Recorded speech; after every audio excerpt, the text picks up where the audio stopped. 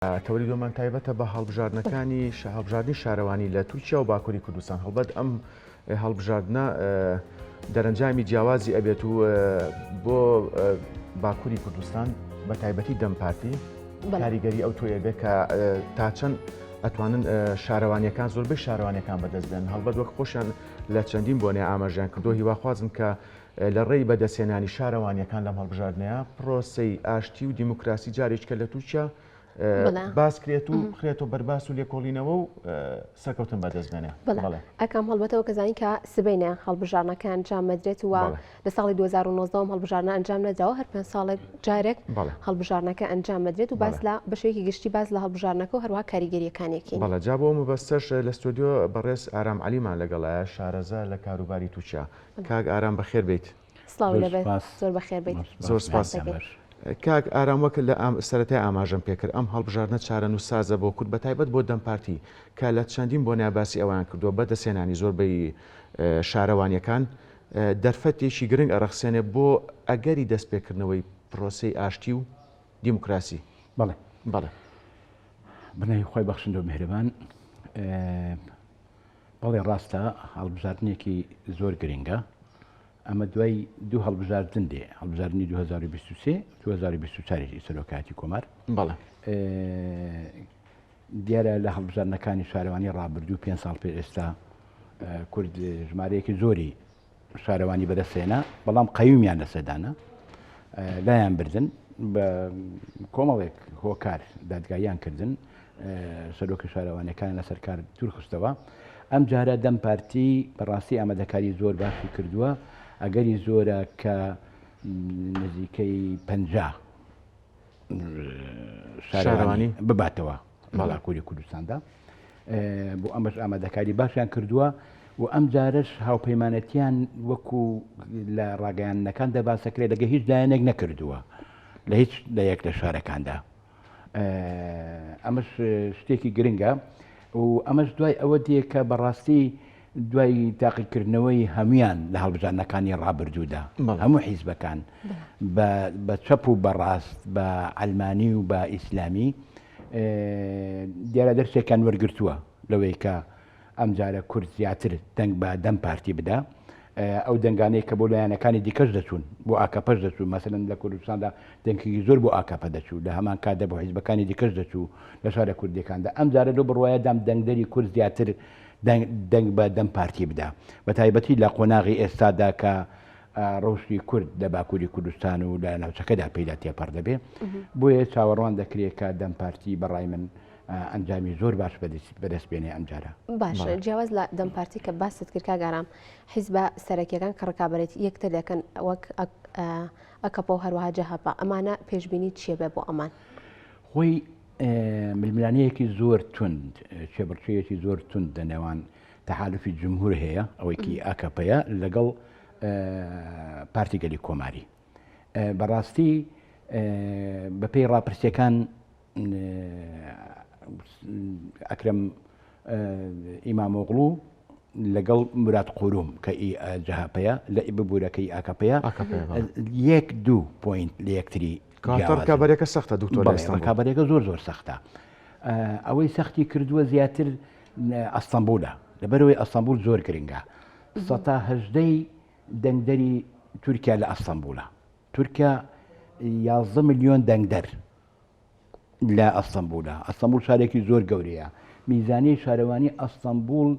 16 ملیار و نیو دۆلارە 16 ملیار و 500 میلیۆن دۆلارە لەبەرەوەی لە میزانی وەزارەتێک زۆر گەورەترە و شارێکی گەورەشە. سەرۆکاتی شارەوانی ئەستەمبول ینی هەمووی لەوێوە زۆربەی سەرۆکەکان گەیشتون بە سەرۆکایەتی کۆمار بۆ نمونە ئەردۆغان ساڵانێکی زۆر سەرۆکایەتی شارەوانی ئەستەمبول بوو تاوەکو بووبەوە. بۆیە بەڕاستی لە هەموو ڕوویەکەوە ئەستەمبول زۆر مهمە بە هەر جۆرێک بێ ئاکەپە ئەم جارە دەیەوێ ئەستەمبول بباتەوە. ئەمە لە پروپاگەندەکانی هەڵبژاردن و لە قسەکان و وتارەکانی ئەردۆغان ئەمە زۆر دیارە. بەڵام وەکو گوتم منافاسەکە زۆر توندە. ئەگەری هەیە زۆربەی ڕاپرسیەکان یعنی چاودێران پێیان وایە کە جارێکی دیکە ئەکرەم داوودۆغڵو بێتەوە سەرۆک شارەوانی ئەستەمبول بەڵام شانسی ئەکرەم قورومی ئانی ببوورە عمەر قورومی زۆرە شانسەکەی چییە؟ لەبەرچی ئەمەیان داناوە بۆ منافسی ئیمام ئۆغڵو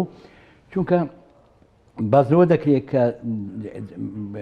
بوومەرەزەیە چاوەڕوان دەکەێت بوومەرەزەیەک لە ئەستەمبول بدا ئەو کابرایە کە دانراوە وەزیری ژینگە بووە مهندسە وەزیری ئەعمار و ئەوانە بووە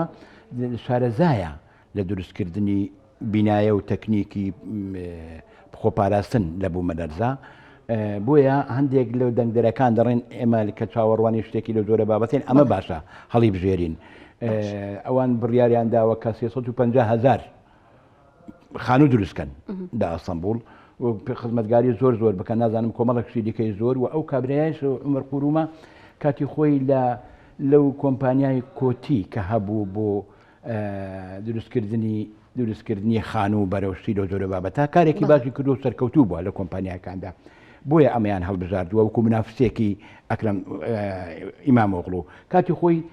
بن عەلی یڵدرم بوو شکستیێنا بەرامبەر ئەم جارە بەڕاستی ئیمام ئۆغڵو ئیشی کردووە احتیمالی زۆرە کە جوبارەزارێک کە بباتەوە بەڵام چێبڕچەیەکە زۆر توندا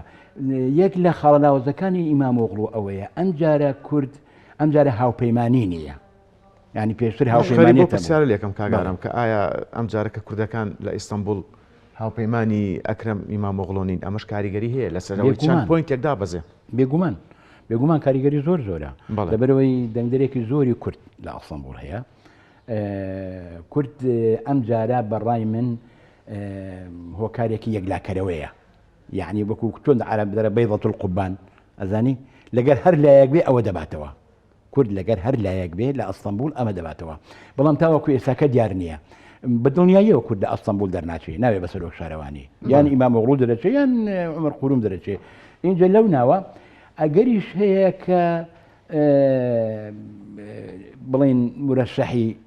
دەم پارتی لە ئەستەمبول بکشێتەوە ئەزانی ئەمە بێتە ئەگەرەکانە ئەگەری ئەو هەیە مرەشەحی دیکەس بکشێتەوە چونکە بەڕاستی سلێمان دەمیرەل قسەیەکی هەیە دەڵێ 24 سەعات زۆرە بۆ ئەوەی کە بزانین لە سیاسەتی تورکیادا شتەکان چۆن یەکلایی دەبنەوە ماڵ بژاردنە تاوەکو ئێستا بەڕاگەیاندراوی و بە ئاشکرا هیچ زۆر ڕێکەوتنێک نییە هاوپەیمانەتێک نییە دیارە هاوپەیمانەتی شەشقوڵی هەبوو جەهاپا لە هەڵبژاردننی سەرۆکاتی کۆماردا بەڵام بە سەبەبی فەشەلهێنانیان و دەرنەچوونی دەرچوونەوەی دووبارەی ئەردۆغان ئەمە هەڵبژار ئەم هاوپەیمانیاتە هەڵوەشاوەتەوەی ئێستا هەرێک دەیەوێ بەدیا بەشداری هەڵبژاردن بکە بۆ ئەوەی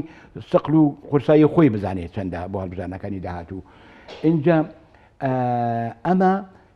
خاڵێکی دیکەی لاوازی ئەوەیە کە ئیمام ئۆغڵو ئەوەیە کە وەکو کورد ئەم جارە لەگەڵ هاوپەیمانی نییە احتیمالیشی هەیە هاوپەیمانی بن جگە لەمەش ئەگەر ئەوەش نەبێ خەڵکێکی زۆر دەنگ دەدا بە کورد دەنگ دەدا بە ئیمام ئۆغڵو لەبەرەوەی کاردانەوەیەکەیە بەرامبەر بە ئەکاپا بەدەبەر ئەو سیاسەتی کە پەیڕەوی دەکات چەندین ساڵە بەرامبەر بە کوردشی لە زۆر بابەتە خەڵێکی دیکەی لاوازی ئاکەپە چییە لە هەڵبژاردنەکانی شارەوانی ئەستەمبولدا بە تایبەت و بەگشتیش ئەوەیە کە سەعادەت پارتی و یەنی ڕەفاه پارتی کە حیزب کوڕەکەی ئەردۆغانە ئەم جارە لەگەڵ ئەو نین مەسەلەن یەنی ڕەفاه پارتی کە ئی فەرحان ئەربەقانی کوڕی نەجمەدین ئەربەقانە کە نەجمەدین ئەربەقان تیۆریسیانی خەتی ئیسلامی بوو لە تورکیادا بەڕاستی لە دوای ئۆزار و لە دوای نەجمەدین لە دوای مەندەریس ئەمە ئەم جارە حیزبێکی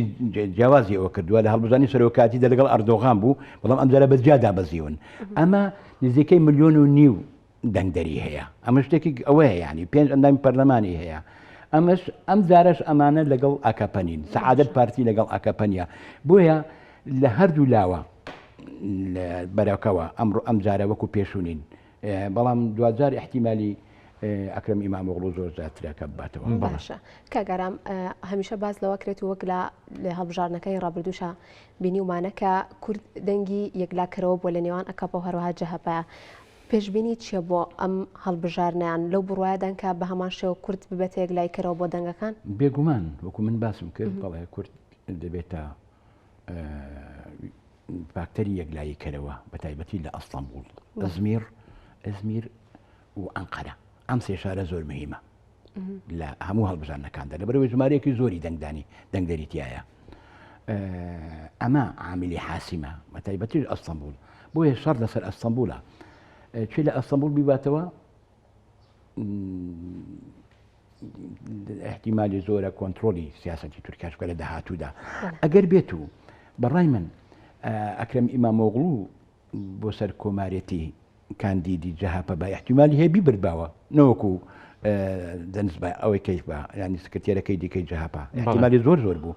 چونکە خەڵکێکی زۆر دەنگیان دەدا بە و شعبێتێکی زۆر باشەیە لە ئەستەمبولدا. ئەم جارە ئەردۆغان وەکو باس دەکە دەڵێ لە پروپاگەندی هەڵبژاردن لە دەرەجارێکی دیگە خۆم هەڵنابژێرمەوە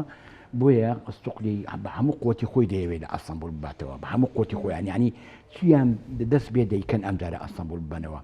بەڵام لێرەدا ئەگەر عاقڵ بن بۆ ئەوەی بیان بێ کورد ئەستەمبول نابرێتەوە. بەڵێ دەبێ زۆرە ڕێکەوتنێک لەگەڵ کورد بکەن کوردی چی دەوێت وەکو باش ناکردەوە پرۆسەی ئاشتی دەوێت جارێکی دیکە بەڵێ ببورن. دیارە لە پروپاگەندی هەڵبژاردنیشدا عومەر قوروم جۆرە ئەوەیەکی نیشاندا کە لەگەڵ کورد دەچۆ ناو شایەکی کوردی و چی لە زۆرە بابەتە و لە هەمان کاتدا باس لەوەش کرا کە پرۆسی ئاشتیش جارێکی دیکە دەست پێ دەکرێتەوە. ئەگەر بێت و ئەمە وعدێکی کۆتایی بێ نیهایی بێ شتێکی لەو زۆرە بابەتە بکەن کورد پشتیوانی لە ئاکەپە بکە احتیمالی زۆرە ئەو کاتە یعنی سەتاسەد ئەکاپە دەرەچێت لە ئەستەمبولدا. بەڵام بەڕاستی پێتان بڵێم ئێمە هەمومان تاقی کردەوە بۆ چارە سەرکردنی کێشەی کورد هەموو حیزبەکانی دیکە هەموو حکوومەتەکانی دیکە باشە بەڕای من تاکە کەسی توانای چارەسەری کێشەی کوردی هەیە ساین ئەردۆغانە باشە لەبەرەوەی 25 ساڵە بە تەواوەتی کۆنتترۆلی هەموو شتێکی تورکیایان کردووە ئێستا کەش ژمارەیەکی زۆریان لەدەستان یانی لە سەرۆکایەتی کۆماردا بردیانەوە حیزبێکی حاکمە تاوەکو ئێستاکە بیر و بۆچوونەکانیشیان ئەلمانی نییە. ڕاستە ئاکەپا لەگەڵ مەهاپەدایە یعنی بە سەبەبی تونندڕەوی مەهاپا ڕەنگە ئاکەپە نەتوانێت کۆمەڵێک هەنگاو بنێ لە چارەسەری کێشەی کوردە لەبەرەوەی قەومیەکان و ئەوانی دیکەی کە زۆر تونندڕەون لە تورکایەتیدا لەگەڵ مەهاپەدان ئەمانش باڵێکی سەرەچین لە حکوومەتدا لەگەڵ ئەردۆغاندا ئیتلافێکی بە قوتیان هەیە لی بکشێنەوە بە دڵنیاییەوە ئاکەپە دەکەی جارێکی دیکە ناتوانێت هەڵسێتەوە. ئەمە ئیتلافی ئاکەپە لەگەڵ مەهاپە بۆتە هەندێک دەستکەوتی کاتی بەدەستهێناوە بەڵام لە ڕووی چارەسەرکردنی کۆمەڵێک کێشەی گەورە لە تورکیا لە ڕووی دیموکراتیزەکردنی تورکیا باشە لە ڕووی چارەسەرکردنی کێشەکاندا زەرەریان کردووە و ئەو ئینشقاقاتانەی لە ساڵانی ڕابردووشدا کە خەڵکێکی زۆر مەسەلەن باباتجان و ئەوانی دیکە کە لە ئاکەپە جیابوونەوە بە سەبەبی ئیتیفاقیان بوو لەگەڵ مەهاپا وەزیری دەرەوەی تورکای کۆن. بەڵێ ئەگەر بە کورتی جوابم بیتەوە سەرباری ئەوەی کە قەیرانی دارایی ئابووری و بێکاری بەرۆکی تورکیای کردوێتەوە ترسی ئەوە هەیە بایکۆتی هەڵبژاردننی شارەوانەکان بکرێت ئەمە تا چەند ڕاستە ئەگە بە کورتی وەڵام بیتەوە خۆی زعیفی ئیمام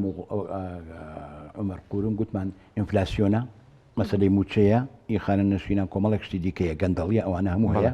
لە هەمان کاتیشدا ئەگەری زۆرە کە بەشداری هەڵبژاردنەکان کەم بێ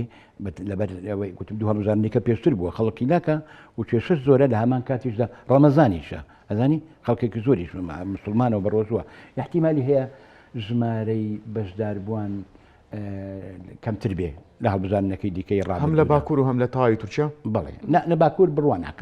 ناکەم بەڵام لە تورکیا احتیمالی زۆرە ژمارەکەی کەمتر بێ. بەڕێز ئارام عەلی شارەزا لە بواری تورکیا کاروباری تورکیا سوپاس کە ڕاستەخۆ لەگەڵ ماوەی لە ستودیۆ سواز ئامادەبوون کەگەرە سەرکەوتوو بە.